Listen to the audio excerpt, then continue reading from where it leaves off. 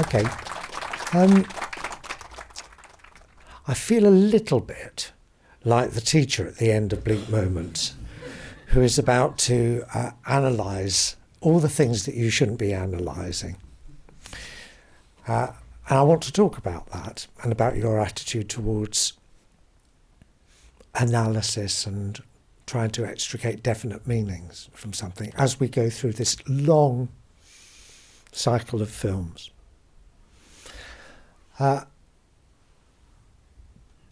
This is unusual, Bleak Moments, in one particular way, as well as obviously being your first feature film, in that it was unique among your feature films, that it's based on, or it originates in, a play. How different is the play from the film? The play, which was a short, I think it was about 65 minutes, at the Open Space Theatre in Tottenham Court Road.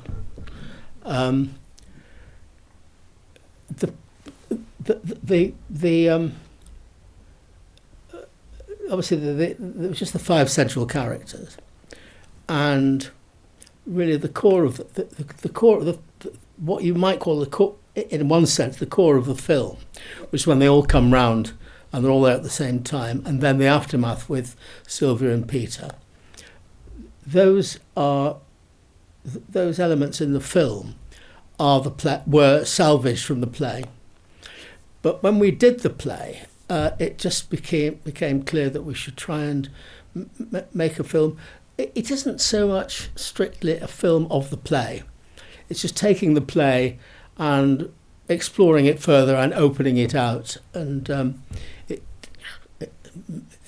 just that really. So certainly it was called Bleak Moments, and it is the same matter and the same characters and the same spirit and the same painful, hilarious silence. Yeah. But it was a play. Yeah. I mean, for anyone that's interested in the play from a historical, theatrical point of view, it was advertised. I mean, the problem with whenever I do a stage play is that no one knows what it is and it has no title. So how do you advertise it? In more recent years, it's just been a scramble to decide what to call it in time for when it needs to be printed somewhere. But in this particular case, because I was innocent and naive in a way, and the play was in 1970 when I was 27. I had done. It was actually advertised as improvised play number 10, because it was my 10th such production. I mean, the mistake of a lifetime was to announce this material as an improvised play, because, of course, it was no more. I mean, the great myth about my films, and indeed plays, is that it's all improvised on camera, and of course it isn't. It's very distilled, and this is obviously very distilled and very structured and very scripted. But it was advertised as improvised play number 10, which will have a proper title by the first night. First night came, Bleak Moments, and the most famous clanger was the review in the Times by the very distinguished drama critic Irving Wardle, whose title of his review was Embarrassed Actors. And the whole review was based on the ludicrous premise that because it was being improvised, the actors were so embarrassed that they didn't know what to say. And they couldn't string a sentence together, and they were complete. I mean, a more stupid review has never been written by anybody. Did he ever retract? Oh well, I mean, over the years I got to know him, and I mean, by the time we got to the end of the time, 100 years later, the the Critics Circle gave me an award, a lifetime achievement thing, because he was there at the lunch. I mean, and I used to run into him at that time. I used to live in North London, and we used to go walking in Trent Park, and he did too. And I mean, he just spent a lifetime apologising. But anyway, so that's the anecdotal. The other thing I think, which is worth for anyone that's interested in these obscure matters, is that anyone that knows about it, the Open Space Theatre was the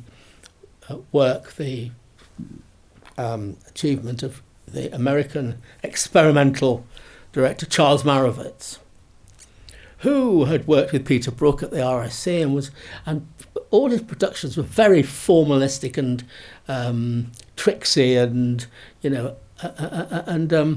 so he said, okay, you can do a late night play. At that time there was a fashion for late night productions. I said, but I'll have to see it to check it out before you. Well, as with all art, it gradually forms, and and then at the latest stage you finally put the. So it was, he and his co-conspirator Thelma Holt came to see. I put on a run through for them in this church hall where we were rehearsing, but it was very much a rough. It was a rough version of it. I then needed to go through it and really define, which is what we did. And he got me in and he said, look, you have to cancel this. You can't put this on. It's awful. And I said, well, it's not if you haven't seen a finished piece of work. And then he made the famous quote. He said, tea, coffee, sherry, that's not what improvisation is about. Which tells you a lot about, it was just really about the kind of 60s experimental zeitgeist, Improvisation was about, running about stark naked and screaming and shouting, but it wasn't about what this is about. I have no more to tell you about this, but we did decide to make a film of it, and the guy from the BFI production board came to the play and said, no, I'll support you if you want to, And to cut a long story short, I got together with an old friend, Les Blair, who produced and edited it, and Albert Finney put up the money, because at that time he was in, if you remember, Tom Jones, Tony Richardson's adaptation of Fielding's novel, and he'd gone for a percentage rather than a fee, and it was immensely successful and won Oscars and things. And so he had a stash of money, and he decided, he was about 36 at the time, he decided to back some films by young filmmakers. So Stephen Frears made Gumshoe, which Albert was in, and Tony Scott made a very nice film called Loving Memory, and we made this. And here it is, 100 years later, 51 years later. Yeah. Did you, those key scenes that you've described were in position, and then you kind of, what did you do? Well, I don't really need to say very much about it, because if you look at it, you will know what I did, which is simply to open it out, to say, well, let's see Hilda at her date. Let's, they have been to a Chinese restaurant, but you don't see the Chinese restaurant in the play. Okay. Where do Hilda go with Pat? She goes around to Pat's mum. That was where we discovered Liz Smith, by the way. This was Liz Smith's break. Yes. So that the mother doesn't, of course, appear in the play. No. The play is Sylvia and Hilda and Peter and Norman and Pat. And, Norman's the guys that bring him and take him away. It was just about, literally opening it up. It's as simple as that. Yeah. So from your point of view, that was a... Yeah, and you know what? I never really think about the play, because I don't think of it as an adaptation well, a development, let's say. Yeah, I mean, I mean, I suppose in a way, I mean, there is no doubt that when we made the play, I was not thinking about it as a blueprint for a film, but by the time we were doing a technical rehearsal, the idea was really taking shape that this could be a movie. Yeah. The thing that really I want to talk to you about during this run of this season is something that I think is very neglected in terms of conversations about your work, which is construction. You have talked many times about being making idiosyncratic films, films that are your instinctive, emotional, and yet one of the things you opened with about this is that obviously it's not improvised. It's very tightly, certainly the scenes are very tightly constructed. Everybody knows their lines, and there's a process that goes. Process isn't really fair. There's a journey from the creation of the characters, which has been often discussed by you, to the filming, which is, I think, not understood and not sufficiently discussed. This one was a little easier because there were a few core scenes and the central relationships were in place.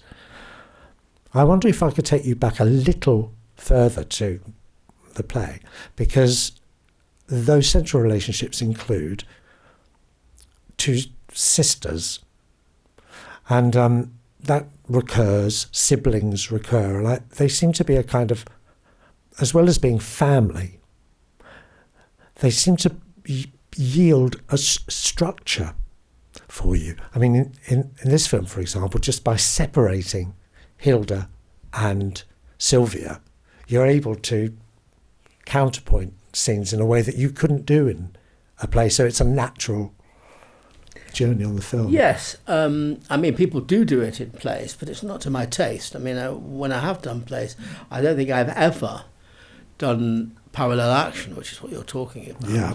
I mean, I've done plays with lots of scenes, and moving scenery even in some plays, but never parallel action. But I mean, with respect to your question,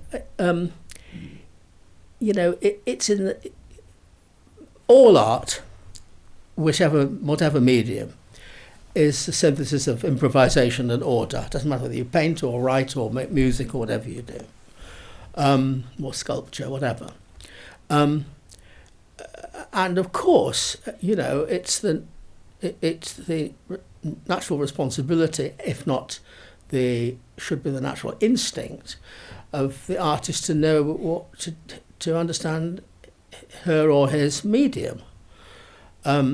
So, when you're thinking cinematically, then you naturally are able to think of, you're liberated to have parallel action. I mean, whenever I've made a stage play, and you've collaborated with me on a stage play, I think in terms of the disciplines of, but I don't think of it, I never think of it as a disadvantage or an advantage in one medium or the other. It's the nature of the medium is the medium, and in a way, I mean, it should be in an artist's DNA to think theatrically if you're making a play, and to think cinematically if you're making a movie. And so as to what I think you are wanting to talk about, I don't know, the question of structure, and it's about storytelling. It's about the content. It's about you're driven by what it's about, basically. And also, I mean, there are. It's in the nature of film and filmmaking and the quality of film, and B, of the way that I work using things that influence, that you can get moments. I mean, for example, towards the end, one of the last times you see Norman in the garage with the guitar, there's just one moment when he plays a sort of Spanish thing, and then taps on, a fandango sort of a kind of thing. flamenco thing. Yeah. Now that's obviously just a thing that happened, and we just grabbed it, and it's just nice to go to that, to cut to it, and to cut away, in a brief moment. Now that's a purely filmic, cinematic thing, and you wouldn't think about doing that in a play. I mean, it's not even worth discussing, basically. So. I suppose what it can yield is something like the Chinese restaurant scene, intercutting. You can move from, as you describe it as parallel action, but it's quite interesting just from a structural point. You see, I come from it from a point of view, as you know, from a composer, and I look at it and say, oh, I see. You could, not that you did, you could stay on the restaurant and never leave it, and you'd never go to. But of course, I go, okay, theme 1, theme 2, and a lot of your construction seems to me to be very musical. Yes, well, because it's about rhythm, it's about and all of that. But I mean, I would have to say that that's a secondary consideration. I mean, the point about. I mean, you could indeed sustain the restaurant scene and only have everything that happens in the restaurant within the restaurant. But there are two things. One is that in any case, it's not in real time, and there are time jumps. And you would have to have those time jumps, even if you only went from moment in restaurant to moment in restaurant to moment in restaurant. That's one consideration. So in any case, it dictates. But apart from that, what is happening elsewhere, i.e. what is happening to Hilda, is very important. I mean, that's part and parcel of what it's about. So it's not a question of, there's no debate about it. That is in the nature of the story that we're telling. And, as bad as it gets in the restaurant, it gets worse at Pat's place, And then so that when Sylvia goes up to the bedroom and says to Pat, we had a nice thing, she said it was lovely. We had a lovely time, Yeah, I think I'll be able to develop this line of questioning, Your Honour, when we get into High Hopes, because that really is starting from absolute scratch, and there was no, you know what I mean? Yes, I do. I mean, I have to say, without negating anything we've said, I kind of do regard it as a sort of secondary, if not third-rate, importance, because that it came out of a play. Really. Oh, I see. Yeah. No. Oh, I agree with you. It's just that in terms of how you tell your story and developing that story from the characters, in terms of a feature film, they were already in place here. Yes. And there's nothing more or less important than I think that's right. Than that. I think that's and right. So we can see when we come to High Hopes, not that they followed on one another, because there was a massive period of your creative life in between, which included Nuts in May and Abigail's Pie. Yes, and incidentally, just for any anoraks, I'm sure everybody here is an anorak, or you wouldn't be here. But it isn't entirely true that this is the only film I made which came out of a play, because although Nuts in May is not a dramatisation of wholesome glory in the theatre upstairs at the Royal Court, in fact, Keith and Candice Marie were born for that play, and the scene in Nuts in May when they pull in Ray, the guy in the next tent, and they bully him by trying to make him sing the zoo song and all of that. In fact, in the play, they did it to Keith's brother, who comes round for tea on a Sunday afternoon. So, but with that piece, we simply said, well, we should take these guys, these characters, and send them out into the countryside, So yes, yeah, so the only reason I don't bring them up is because they don't feature in this, because it's not a feature film. It's not irritating though it is, it is not a I don't mind. feature. No, I thought you wouldn't. But this is going to be a concern of mine, the way that you structure from really, you describe it, there's a very good quote, terrible quoting something back at somebody, but you gave an interview, a very, very good interview with a guy called Graham Fuller. And you say this: my job is to gather the resources, then go out there and find the film by making it. And that's something I've heard you say a lot, Yeah. and we've all been involved in And it. I wouldn't disagree with a word of that. Yeah, good. And you go on to say, but when you discover each element, you pursue or reject it according to how meaningful you personally think it is. I think that's great, because it's about the, it gets back to this idiosyncratic idea that, and what is meaningful emotionally to you, and how you choose this direction or that direction or this fact or that fact in whatever it is you do.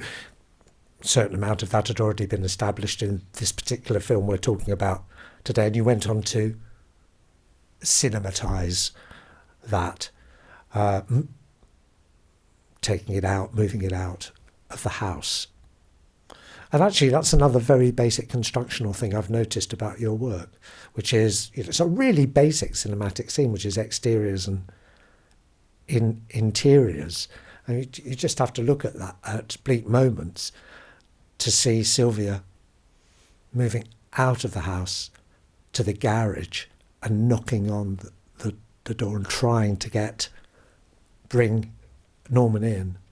So your question. Oh, I wasn't going to ask a question. I was just going to. Well, I mean, it's hard to know what to say to you, because I mean everything you say is right, but. Oh, that's good. But it's not. I mean, in a way, it's just. You go with it, whether it's inside or outside or on the same occasion, or there's a time jump, or it's whatever. It is about what it's about, and it's about. Let's just talk about something else, because you feel it's a dead end. No, I don't. But I think it's important. This is a very personal film. Now, this is a different matter from what we've been talking about. Yeah.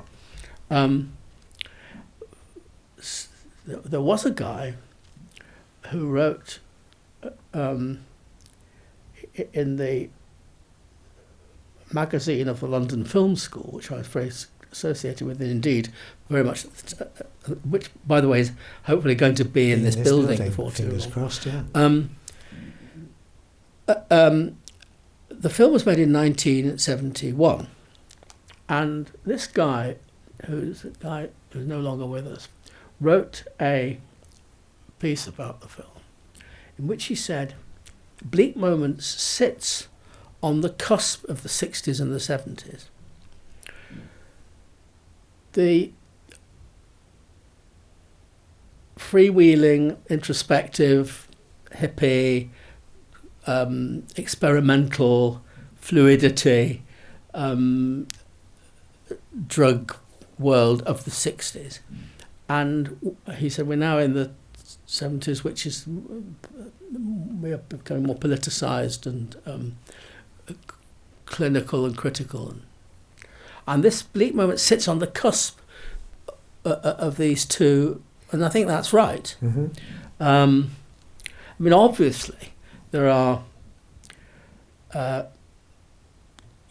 from the magazine called Open Family to the piece, but also the spirit of the thing, and also, so there's that, and I think that's there in it.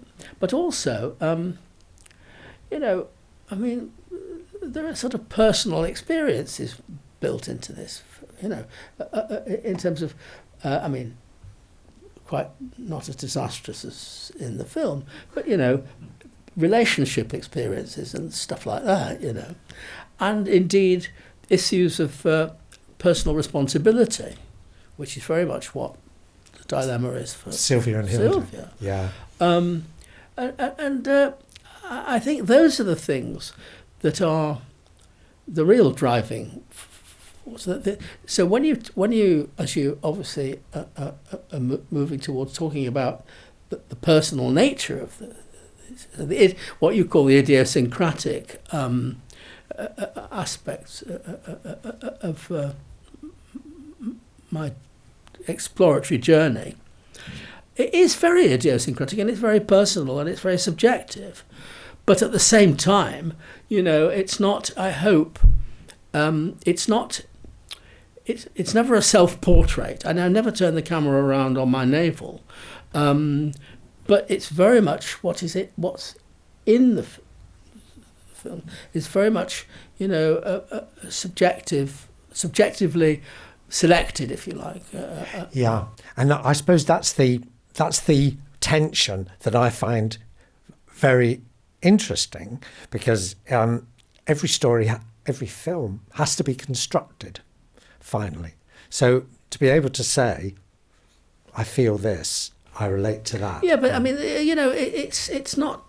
I just repeat what I said earlier. I mean, it's what we're talking about is simply. I mean, it could be applied to any proper artistic endeavour. It's all about the. Of course, it's about the feelings, the subjectivity, the idiosyncrasies,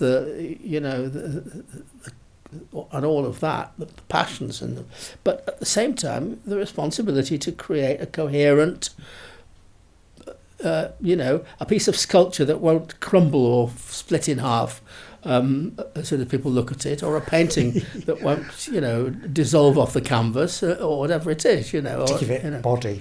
I mean, one of the things that I think is always worth remembering, because people say, well, how do you know when? I mean, if you have a wall and you want to have a mural and you hire an artist and you say, that's the wall, paint us a mural, the deadline is such and such, the light falls this way, people will look at it from this distance, and the budget for your paint is X. Now do whatever the hell you like. The artist will do whatever the hell he likes, or she. But there is a budget, and there is a deadline. But above all, the wall is the wall. It won't get any bigger, and it won't get any smaller. It won't get any higher, and it won't get any lower. It's just the wall. And so you always have the discipline of, the deadline, the first night, the size of the budget, the time it has to be delivered, the number of actors you can have, the number of and so.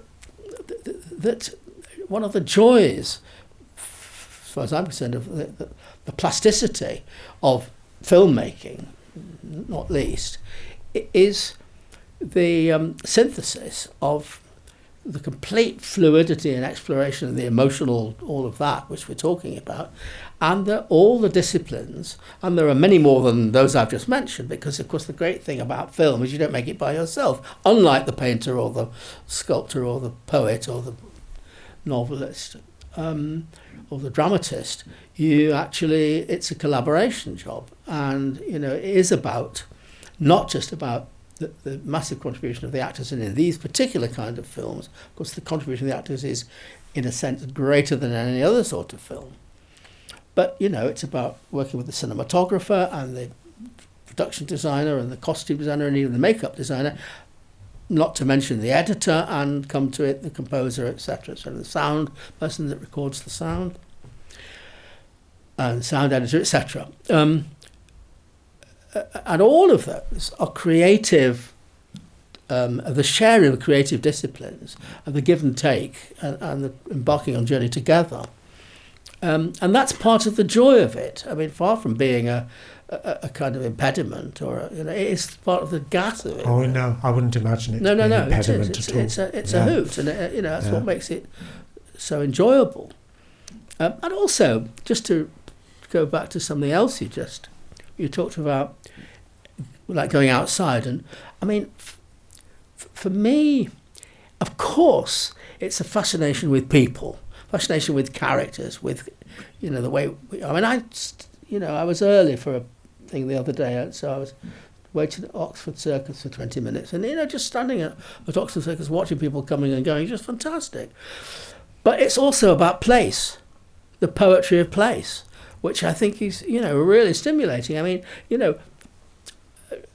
another thing about this film, apart from anything else, is, of course, I grew up, at least certainly from the age of 13 to 17 when I left Manchester and came to London, in suburban, twitching curtains territory.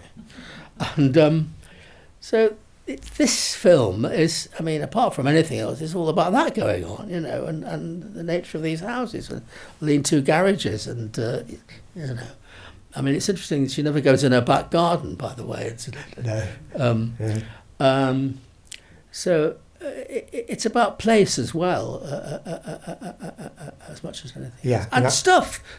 The work that goes on my films, the collaboration, which is normally perhaps with the director and the production designer about the nature of the interior and the choice of artifacts, stuff that the actors are always involved if they're playing characters who live there, and that's really important. It's part of the texture. It's part of the again the cinematic poetry of the thing. Yeah, on the people front, I look at Sylvia and Pat and Peter, and I know them all. I don't know what that is for you, but I do know. Pat's your auntie, more or less. Pat actually came round to dinner the other night, and she is a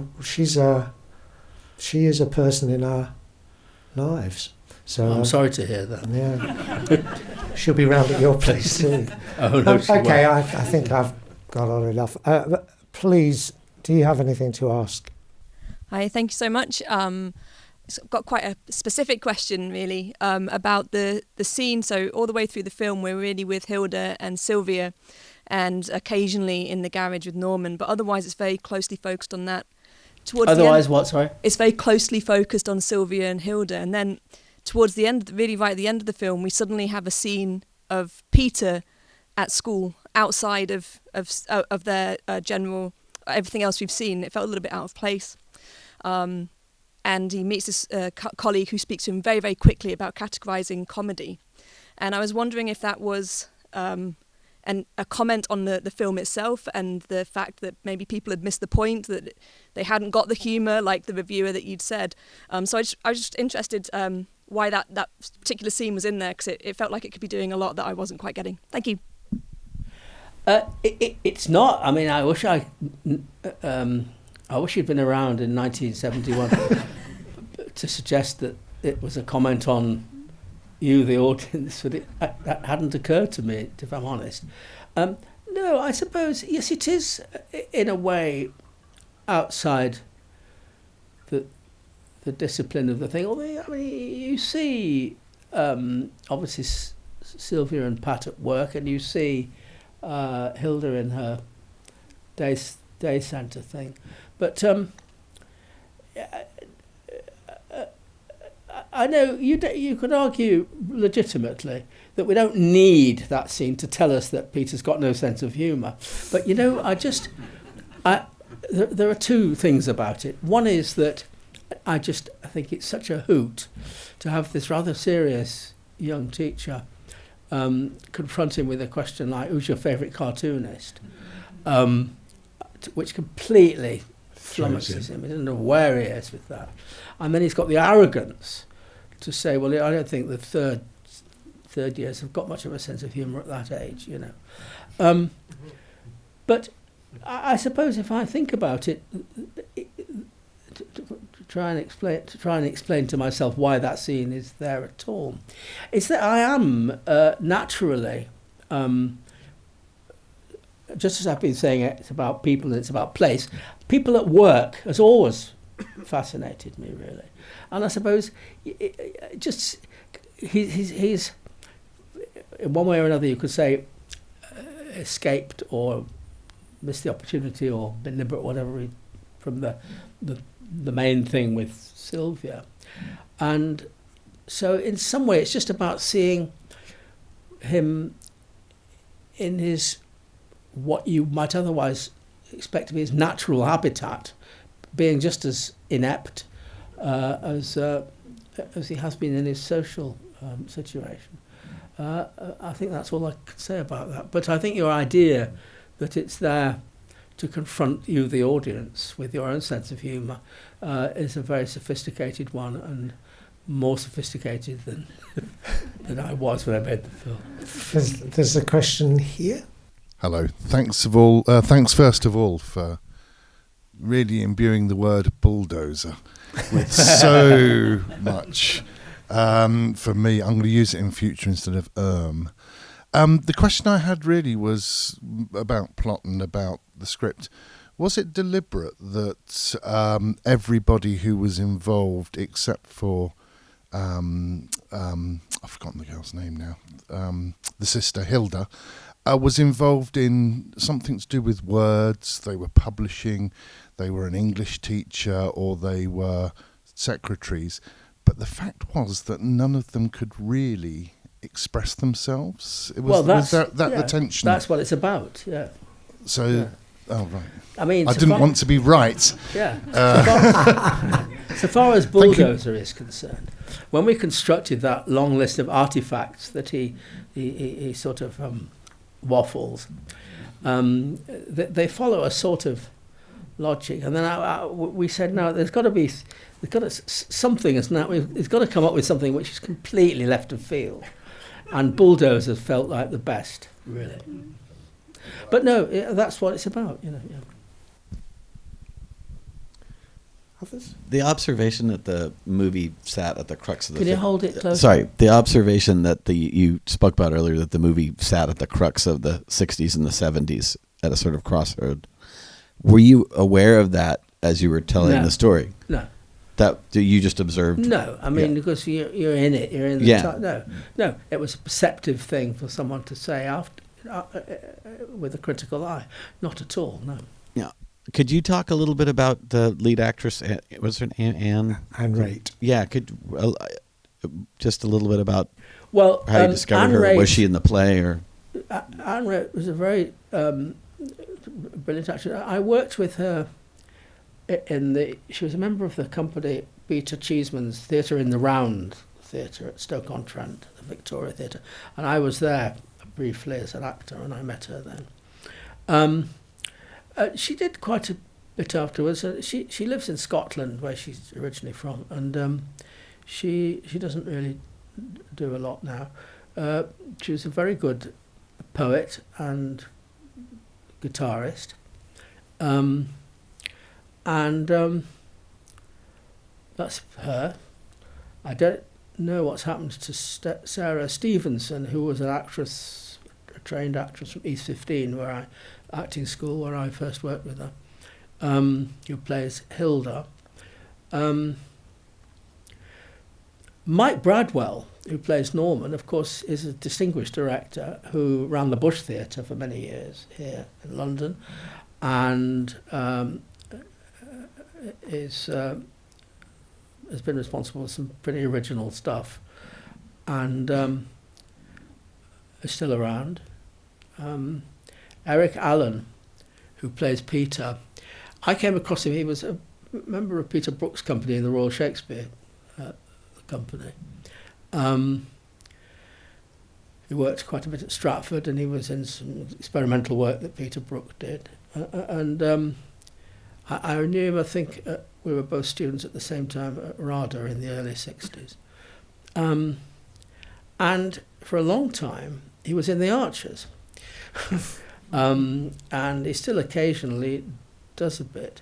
And he's still kicking around. But, and Julia Kappelman, who plays Pat, who sadly died very suddenly in her sleep recently, was a very idiosyncratic but very brilliant character actor who I've worked with a few times, who didn't do a great deal, far less than she should have done, really. Hi, can you hear me? Yeah. Sorry, I just wanted to ask, so it was your first feature films, which I imagine was a bit of a learning curve, and was there any particular lessons that sort of helped you with the next one, anything that stuck out? Well, yeah, I mean, it was a massive learning curve. I mean, I had been to the London Film School quite a long time, nearly a decade earlier, but had only ever really had the opportunity to make a couple of shorts. So it was done very, with a very low budget and a very, very tight crew, a very small crew of devoted young people. But it was a daily learning curve. I can only say that, really. And my next quite number of films were made for the BBC, Play for Today films, and it was 17 or 18 years between this film and the film that you're showing here tomorrow, High Hopes, which was the next actual feature film. And I made all these other films, and of course it was a continual learning curve, just by doing more and more, and developing different ways of doing things within the same genre. But this was a huge learning curve, and it was the first time I made a film with sound and dialogue and stuff, But we all helped each other, really. It was shot brilliantly by a guy, an Iranian called Bahram Manocheri, who I don't know what's happened to him, but he was very, very brilliant, and it's sad that he didn't have the career that he deserved, really. There's one up there. First of all, I just wanted to say I was born in 1970, raised in Manchester, and I found the whole film, which I haven't seen before.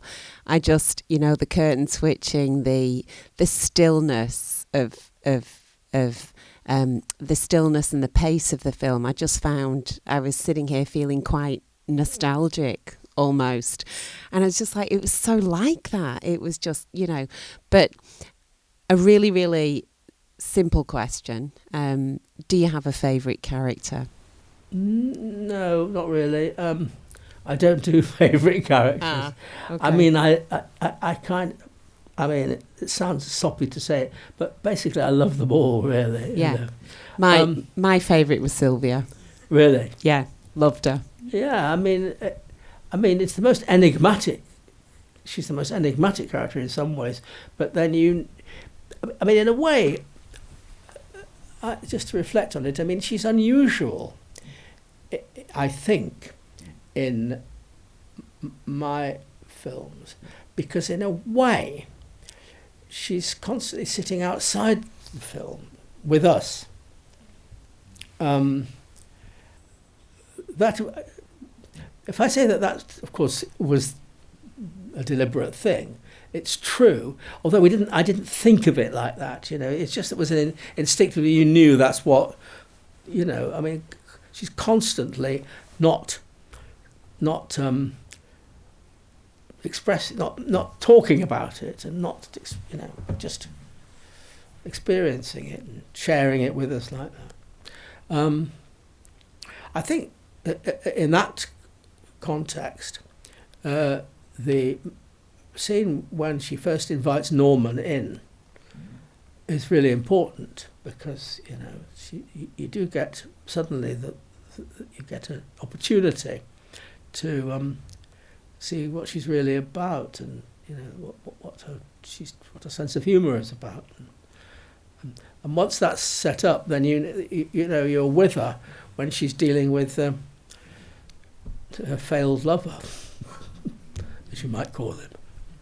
I suppose that's what I mean by constructing, because you have this character which you've developed in rehearsal, and you've developed this relationship between her and her sister, and you have this other character who's an outside character, and what you're going to do, I guess, is to devise a story which will facilitate the coming together of those different characters. Yes, in life, as we all know, you are suddenly a different you emerges when you're with a new person or somebody else, or there are different yous with different people, and the possibility of that gives us what you're talking about, which is the way of looking at people in a three-dimensional way, which, of course, apart from anything else, if you organise it, it becomes a story. Yeah. Very good. Next. Hi. You talked about the relation between television and theatre, not television, cinema and theatre, but maybe a stupid question, but what was your, knowing where you were coming from at the time, put it closer to your mouth. Knowing where you were coming from, so all the training you received in acting, film and everything, what was your influences at the time? Because I felt like there was some Ibsen moment in the play. There was some surrealist moment, almost with all the words that come, like automatic writing, stuff like that. So where were you situated at that moment regarding the issue? It's a good question. I can't talk about where I was situated in that moment, but certainly I made it having grown up as an adult in the 60s, from 1960 to 1971, and was influenced by all kinds of stuff. Interestingly enough, one of the things that happened at the Open Space Theatre in Tottenham Court Road when we did the play was that Andy Warhol had made this 6-hour saga called Flesh, which had been screened here and was immediately jumped on and banned, and there was a whole fuss about it, and people took petitions to the House of Lords, and Charles Marovitz at the Open Space Theatre got hold of the rights to show it under licence because it was a club, and in order to do that, he realised it was a big commercial thing, and indeed when he showed it, which he did, there were queues all up Tottenham Court Road of men, because it was called Flesh. But I'll come back to why I'm talking about that in a moment, in relation to your question.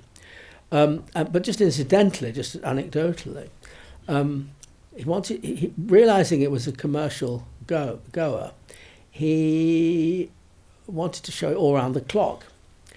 And the only thing that was a damn nuisance for him was he'd got this bloke called Mike Leigh to put a play on at 11 o'clock at night. And that scuppered what would have been a very popular performance. So that's one of the reasons he tried to get me to scrap it. Why is this relevant, apart from the fact that happened? Of course, as you know, this was very much part of the 60s Warhol New York zeitgeist and all of that. And although I was never directly influenced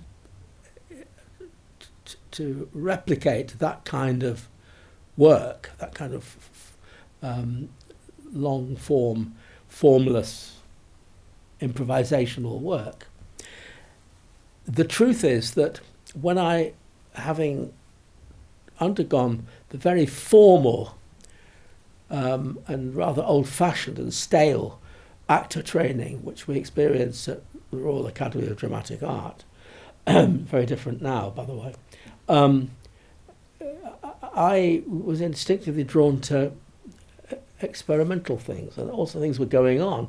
The films of John Cassavetes, for example, the work that Peter Brook was doing in the Royal Shakespeare, the new Royal Shakespeare Company, and what was happening in New York, what was happening in, Warhol's laboratory and all of that was filtering across, and Cassavetes was all part of that. So that influenced me in the first place to the notion of actually creating theatre and hopefully ultimately movies in an organic way, exploratory way, sharing it with other people. You're right to spot Ibsen and Chekhov. Beckett was a huge influence on me, as was Harold Pinter. And the first thing I ever directed at RADA was the Caretaker of Pinter. And those were hugely important to me. I have never been a fan of Antonioni, and I used to say about this film that it was Antonioni with jokes. Because, the Longueuses are there, but, they're not very funny in Antonioni, but hopefully they are here. I can't give you a complete breakdown of all the influences, but the point is that by the time I got to make this foray into finally putting down something, I suppose what in retrospect you could call a landmark piece of work for me on the journey. I'd in the 60s been influenced and exposed to all sorts of stuff. If you want to me, particularly the films of Ozu and early Kurosawa, for example, were really important. And if you think about Ozu and then you think about this film, you can certainly see the influence of those films, apart from anything else. Does that answer your question? Yes, absolutely. Thank you. Hi, just had a question about the sort of practicalities of filming. You said it was a very low budget, small crew. So can you remember what the crew looked like? Yeah. So are you one van? Are you 5 people? I'll tell you exactly the answer to that. One director, one cinematographer, one focus puller, one sound recordist, one guy who doubled as sound and camera grip, no sparks, no electricians, one continuity person, a woman, one general assistant director, no first assistant director, or no second assistant director either, but one general dog spotting, one producer doubling as editor, no costume designer, no production designer. Sorry, that's not true. No costume designer, one production designer with an assistant.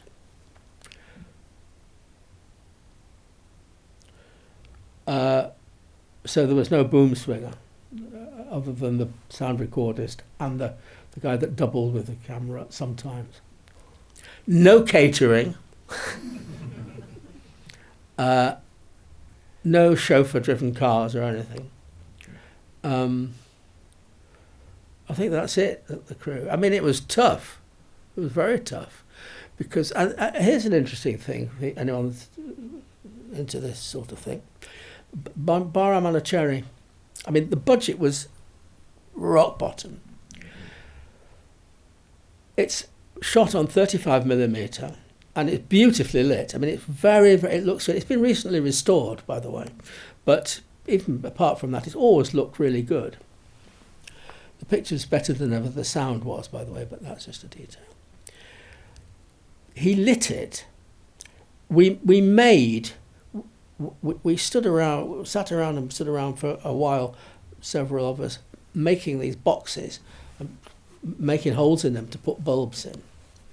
And he actually controlled the light by using a lot of old Airtex underpants and vests, which he tore up and used with with ordinary clothes pegs, and you achieved this fantastic cinematography. I mean, does that answer your question? Yeah, no, fascinating.